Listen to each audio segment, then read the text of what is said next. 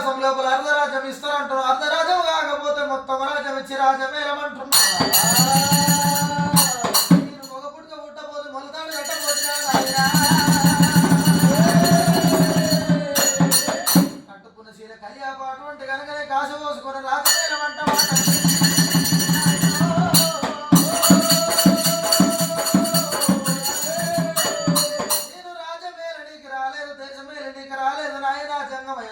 మాట ప్రకారంగా నేను రాజ్యం వెళ్తుండొచ్చు, దేశం వెళ్తుండొచ్చు, కానీ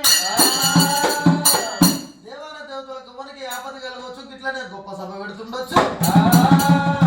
నాయన జంగమయ్య అందమైన ఆడదాన్ని చూసిన బ్రహ్మకైన ఉత్తూ రిమ్మ తెగులన్నారయ్యా. నా మొహం పోయి రాజు మీద పడుతుండొచ్చు, రాజు మొహం వచ్చి నా మీద పడుతుండొచ్చు. నాయన జంగమయ్య శంకరుడు బిడ్డ తప్పు చేసిందని చెప్పి అరటాకు మీద పడ్డా కానీ అరటాక ప్రమాదం అంటారు. ముళ్ళు అరటాకు మీద అరటాకు వచ్చి ముళ్ళు మీద అరటాక ప్రమాదం అంటారు. వాడు తప్పు చేసిన ఆడితే తప్పు చేసిందని చెప్పి బదులాములు వస్తాయ్యో.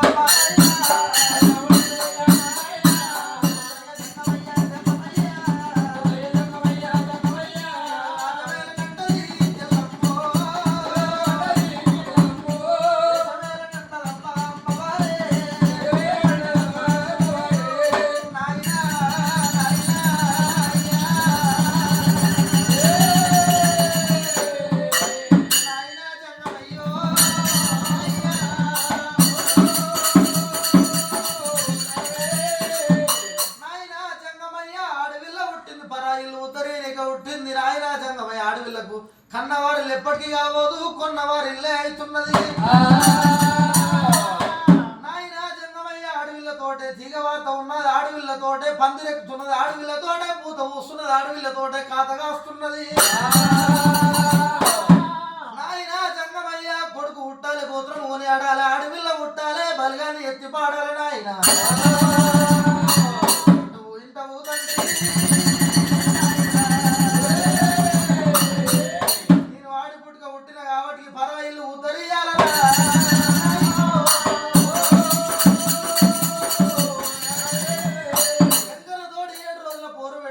ఎవరి కాళ్ళు కడగాలి, ఎవరి కన్నదారు పోతున్నా చెప్పి ఆలోచన చేస్తున్నాడు. నాయన జంగమయ్య అటువంటి ఎవరి కాళ్ళు పట్టుకోదు, ఎవరి కన్నదార పోయొద్దు. నాయన జంగమయ్య ఎండుకొండ కైలాసం లోపల నేను ఒక పద్దవాది పెడుతున్నగా, పద్దవాది లోపల గెలిచిన పిల్లగాని లగ్గ మాడతారన్నది ఎల్లమ్మ. అలనాడు కనుకనేమి అమ్మవారు రేరక ఎల్లమ్మ ఎండుకొండ కైలాసం అందులో పద్ధతి ఏర్పాటు చేసింది. ఊరూరు పేరుమే శంకరుడు జంగమయ్య ఉత్తరాలు వంచిండు, పల్లె పల్లె పేరుమే పత్రికలు వంచిండు. ఎప్పుడైతే కనుకనే ఉత్తరాలు చదువుకున్న దేవాదేవతలు 6 కోట్ల ఎండుకొండ కైలాసం ఏర వస్తున్నారంట. కానీ ఎల్లమ్మ పెట్టిన పద్ధతి ఏ దేవునికి అర్థమైతే లేదు. గంట కొట్టినవాడు శంకు అవుతలేడు, శంకు ఊదినవాడు రడవలు దెబ్బ కొడతలేడు. అన్నముల పాగ తలపాగ చుట్టతరం అయితే లేదు.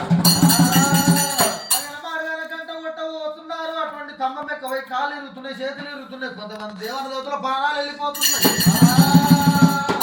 ఎల్లమ్మని లగ్గమాడ మునగాడు పుట్టొచ్చు, పుట్టినా తక్కువచ్చు అని చెప్పి డప్పుడెరలు వేసుకొని కూర్చొని ఉండగా బారడు బారడు గడ్డాలు 3 మీసాల దేవాన దేవతలకైనా అమ్మో